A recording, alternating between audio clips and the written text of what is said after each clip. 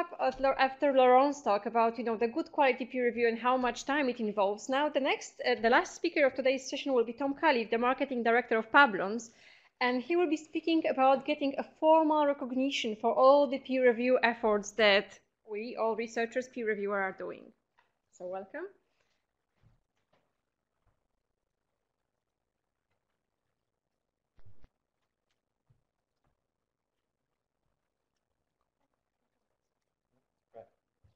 Thanks so much. First of all, thank you very much to the Cambridge staff for having me along. It's always a pleasure to come up here. And hello, everybody. My name is Tom. I'm from Publons. Quick question. Who has heard of Publons and knows what we do? Okay. That's nice. All right. Hopefully by the end of this, the rest of you know a little bit more about what we do, and the people who are familiar with us hopefully have learned something as well. So today I want to talk about a couple of things. The first is what I call the skewed system of scholarly communication, and I'm particularly referring to the incentives when I talk about that with regard to publishing and peer review. After that, the role of recognizing peer review, given the important role that it plays, giving it adequate recognition to try and bring some balance back to that system. We're going to touch on the Publons Academy, which is a new training course that we're about to launch. And then we'll take some questions at the end. So,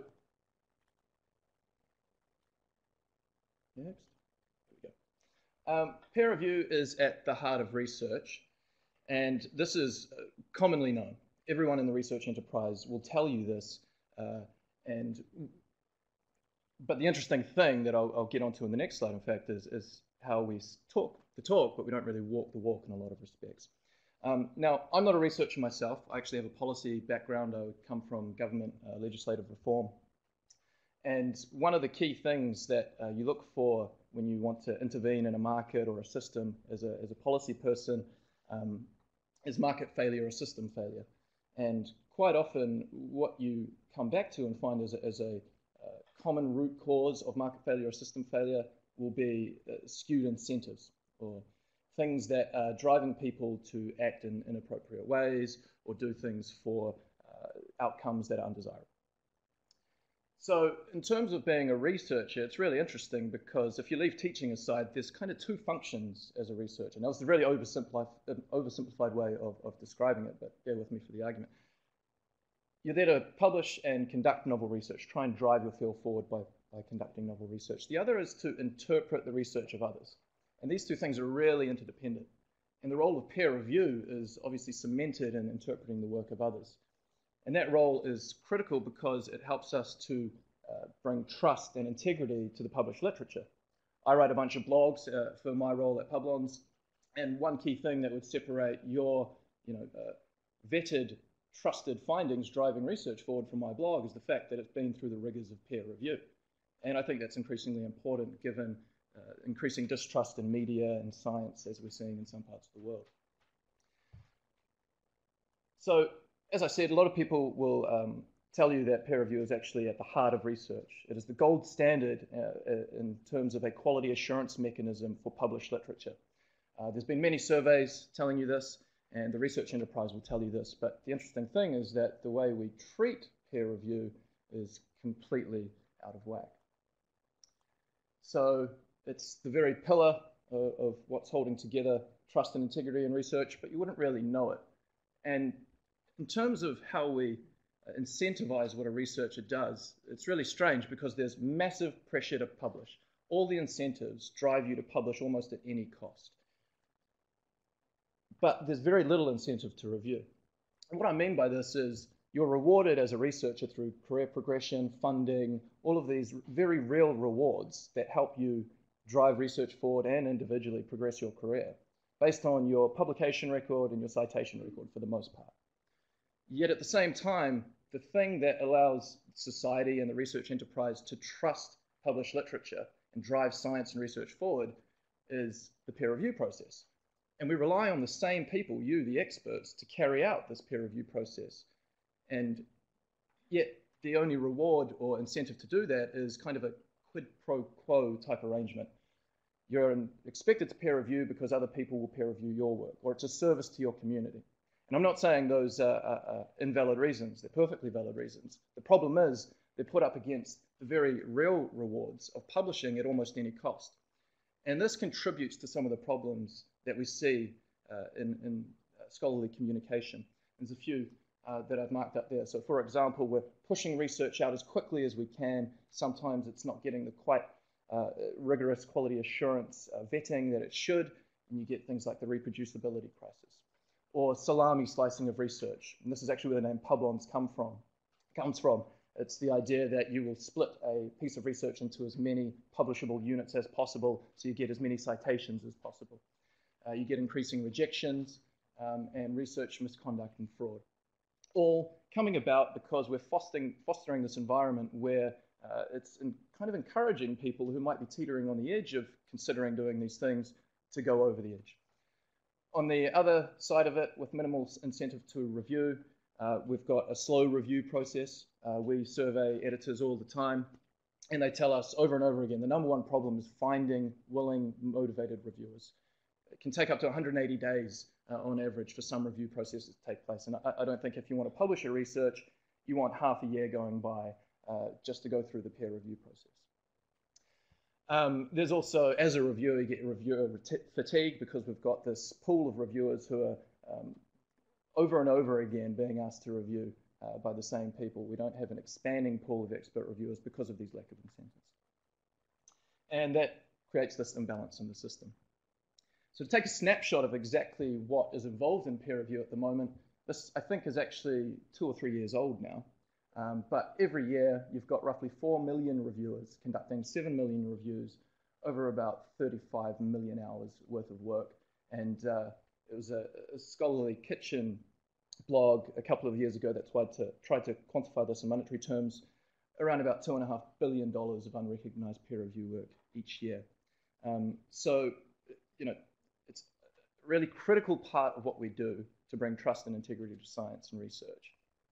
A lot of you people are doing it, and yet, and this is the scope of the work, the scale of it, yet there's no recognition and a very skewed system of incentives for doing it. So that's why Publons was founded back in 2013 by a couple of Kiwi guys who have since expanded out to, we're based in London now as well. And our mission is to speed up research by harnessing the true power of peer review. And what I mean by that is both speeding up the peer review process, so we've got more willing, motivated, capable reviewers to select from, so editors can find them, get review done, push research out faster, but also by engaging people in the process of interpreting each other's work, so you can add context and insight to published work and help drive research forward. So how do we do that? Some of the features and functionality of what Publons is. Essentially what we do at the core is we allow you to keep a verified track record of every single review you perform for any of the world's journals. And it's one centralized place to keep all of this information, and rather than having it fragmented, because traditionally, journals or publishers might provide you with a certificate or an acknowledgement, publish your name in a journal at the end of the year, but it's very fragmented. So what we're doing is providing one simple place, centralized place, for you to keep all of that information and then use it so we can build a platform of recognition and start making this a measurable output. So then using that measurable output, we can start giving it due reward. So here's an example of a profile. That's Jonas Ranstam, the most prolific reviewer last year. Did something like 800 or so reviews. He's a semi-retired medical statistician, so it's basically all he does. And I'll show you a little bit more about the profiles later, but it's a free service, and that's essentially the core of it. Track your peer review work. You can also track your editorial work if you're a handling editor. You can track a verified record of every single manuscript you handle for journals. How do you add reviews? There are 2 ways. You can either manually add them, either by going onto the site and entering the content of a review. We will then go and verify it behind the scenes with the editor. You can forward the thank you for reviewing emails an editor will send you after you've performed a review, and just simply forward that on to reviews at Publons. We'll add it to your profile. Or increasingly, we are partnering with publishers. So when you perform the review, there will be a box at the bottom of the review form, and you just check that box. Please automatically add this review to my Publons profile. all gets done, tick of a box, and we've got about 1,000 odd journals or so that are formally integrated now, many more to come this year as well as we continue to partner with publishers. The reason we do that is because we're aware of the administrative burden, a million different profiles, a million different things to take care of. We want to make this automatic as possible to provide a useful service with very little administrative burden. So here's what a profile looks like up close. You can see the green ticks alongside the pre-publication reviews there. That shows that those are verified reviews. And here's a little bit of a range of the different types of review display settings that you can choose from. So at the very basic level, and the default setting is we will only ever show the name of the journal reviewed for, the year of the review, and verify the review. You can choose yourself whether you want to be able to sign your name to the manuscript you reviewed or publish the content of your review as well. But what we do is we take into account your preferences alongside the journal and publisher preferences which they set. And if everything aligns and everyone wants to publish or sign names to reviews, then that will occur. And you can see that with a couple of the reviews there. These ones. Alternatively, if the publisher or journal does not allow that and their settings restrict you because their policy for review is blinded, or they don't want content to be published, then it'll only ever be the name of the journal in the year. So the publisher or journal settings take precedence is the point. There's also post-publication reviews. So any article that has been published, you can import it using DOI and go into Publons and write post-publication reviews and drive up your Publons merit score, which is kind of a score that indicates how much review work you've done. And you can read that. And it's a great place because we're now building this network of expert reviewers. You can track their credentials all in one place, and you can go there onto Publons and see what they have to say about published research. And we think that's really cool because rather than any sort of anonymous comment in a myriad of places, you can actually go to one place, see the experts and what they have to say about published research. The other thing to note here is that we will never ever publish the content of a review, even if everybody has permitted for you to publish the content until the manuscript has been published. So at the moment, we're sitting at about 130,000 odd reviewers, about 690,000 odd reviews on the platform, 5,000 or so editors using the site, and there's a selection of the publishers that we partner with at present. Some other features, so you can get direct feedback from the editor. They can score your review across 4 different, what's the word I'm looking for, parameters there. And if it meets a score of, I think it's 8 or higher, we've got the 12 or higher out of 16, then you would get an excellent review. And an excellent review shows up on your profile with a little gold star next to it there, as we see on Rahul's profile. So there's a great way to get direct confidential feedback about your review performance from editors, and if you have performed outstandingly, then we will acknowledge that for additional recognition, showing that you're an excellent reviewer in those situations. Another feature, you can help the world better understand research through post-publication reviews, scoring articles and adding comments. There's an example of a paper that has a number of post-publication reviews on it on Publons, and some of the metrics we show alongside that. So some people have gone on, reviewed the paper, and then scored it for quality and significance. We surface the altmetric score, and then there's also the Publons score alongside it. You can browse thousands of post-publication reviews on Publons already. You can filter them to surface them based on their score, how popular they are, how many reviews, those sorts of things. And we also provide you with exclusive statistics into your own reviewing history and behavior. This is either for you to choose to make public or keep for yourself. So we do things like average word count, the average impact factor of reviews of journals you review for, reviews you perform over time, your publication to review ratio, the acceptance rate, so how often papers you review go on to be published.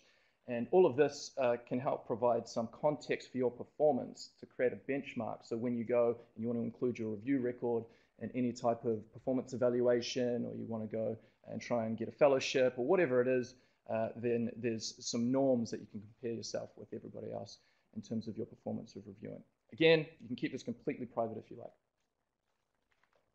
You can sync all of this with your ORCID account. So go in, tick a box, and your review history will automatically be synced with your ORCID account, so you don't have to copy things over. If you want to print off your ORCID profile with all of your publications and everything like that, all of your verified reviews will appear on your ORCID account simply with the tick of a box.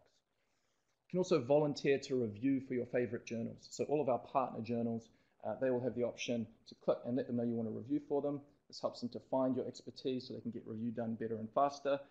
So you just go onto the platform, search for the journal, and then offer to review for them. So this is all well and good. You can start tracking your review and editorial history. What good is it? How is this actually going to help rebalance the system? So you can download your exportable peer review record and use that in a number of places to actually help improve the evidence you have of your standing and influence in your field. A lot of people don't realize, but the fact that people don't know that peer review is a quality indicator of your expertise or standing in your field is because there hasn't been any good way to show the evidence of it to date. Now that you've got it all in one place, it's not fragmented, you've got evidence, there's some context to it in terms of where you rank in your field. You can actually use these things in a number of places already. And we know this because we've gone out and we've asked around and we've done the research to see where it is useful. Individual evaluations, promotion, job, tenure. You can help your visa applications if you want to go and be a researcher overseas, and continuing professional development. Here's a quote from Randy Schickman showing that, in fact, if you want to become part of an editorial board, they'll often look at their experience with you as a reviewer. Again, Professor Alan Stitt, who has just recently gone through the tenure round at his university, said that he saw a bunch of Publons review records included in the latest tenure round, and it was really, really helpful for them to be able to acknowledge and have evidence of the peer review history of these people. It can also help your institution raise its profile as a centre of research excellence. We have an institutional leaderboard where we show the peer review performance of that institution. Most importantly, this is all great for research as well. Like I said, there's this huge incentive imbalance in the system, and if we can start from the bottom up, putting to the decision makers, the people who hold the purse strings, make decisions about career progression, the fact that this is an important academic output from researchers, then they can start to actually give more formal weighting to these things, whether it's in giving out funding or making those decisions about tenure or fellowships or whatever it is. Then you can start to show that I've got this evidence of my service and impact and standing in my field through my review history, so give it greater weighting in those decisions. If we build this platform of recognition, then we're also hopeful that we can start to improve the quality and the efficiency of the peer review process, get better research out faster, and on top of that, you can start looking at things like openness in peer review, which is really interesting actually. Yesterday, I think I saw Elsevier announcing over the next 3 years a phase out of completely open peer review processes for all their journals. So I'm going to check that out. And that hopefully is going to start to rebalance the system in terms of what we need to have a well-functioning scholarly communication system with lots of great novel research being conducted, but also a very rigorous peer review process done by the experts who are qualified to do it. Finishing off, so the Publons Academy. You might be wondering, well, how do I become a reviewer? Often the way that editors find reviewers is they look for people who have published papers, first authors, things like that. How do I break in? How do I actually start contributing as a reviewer? So for many early career researchers, they want to do this, simply haven't been asked. For editors, they say that they can't find them, and it's actually the hardest part of their job. So there's a disconnect there.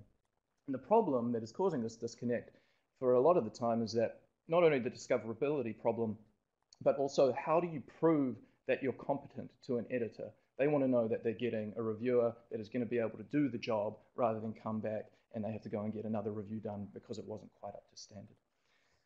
So what we've decided to do is create an online training course and then use our platform to be able to put people through the training course, learn how to become a competent reviewer, working with your very own supervisor, who can then assess your reviews and endorse you formally on Publons, and use all of that to then connect you with the editors who are on Publons as well, showing that you are competent and endorsed by your supervisor and ready to review.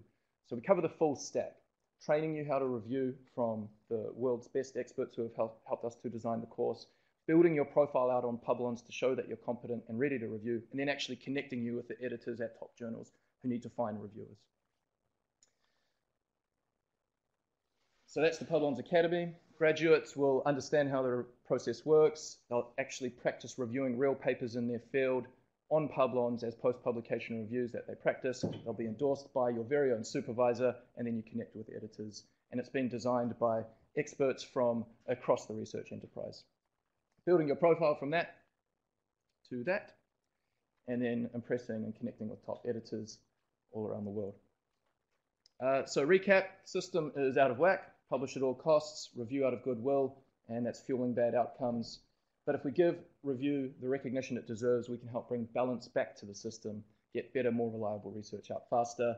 And we think early career researchers are the future, so we need to help them show their reviewing expertise and connect with top editors. Questions?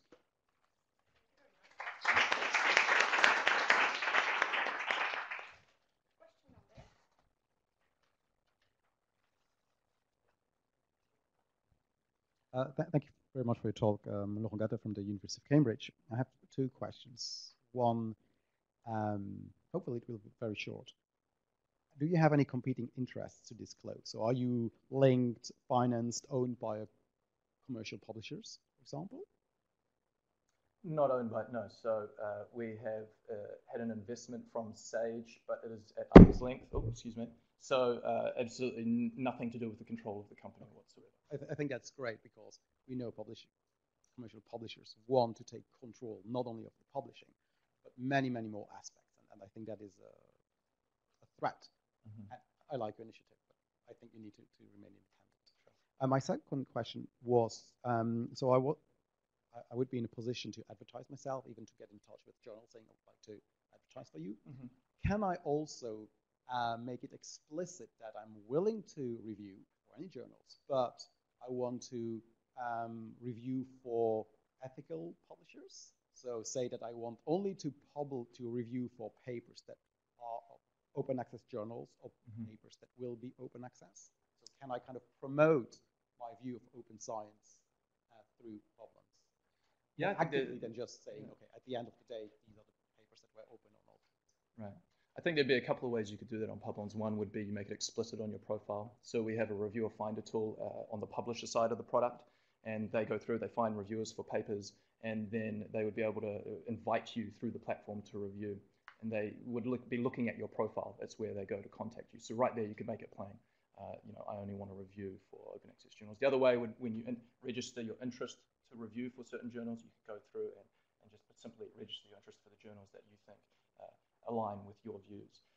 And then finally, I guess another way to do it would be to start going on to Publons or even other places as well and just making it plain and clear through things like post-publication reviews, commentary of research, things like that, where your views stand, trying to push forward that agenda. Thank you. So what's the question there?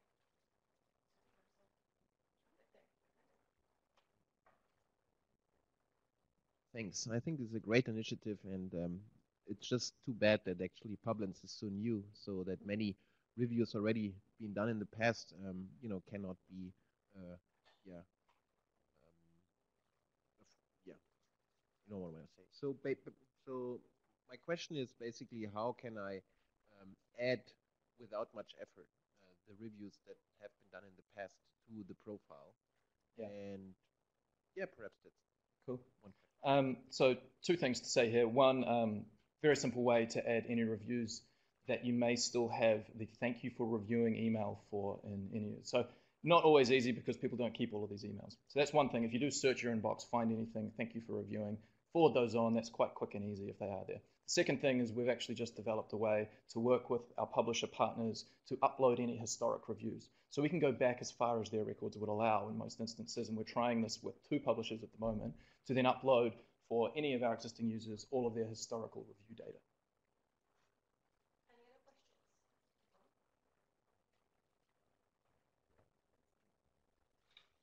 Hi, I have a question. You mentioned Elsevier and open peer review. Can you explain that? I think I may have misheard what you said. Yeah, so there's a research information article that came out yesterday And part of that was an interview with, I forget who, maybe managing director of publishing, something at Elsevier. Now, I'm not totally sure of this. I'm just repeating what was reported in that article. But it was said that over the next 3 years, they would be rolling out open peer review across all of their journals, which was very surprising to me. And I don't know exactly what they mean by open peer review. I know they've been doing a pilot in recent years. Yeah, so look into it, though. Really interesting. Research information.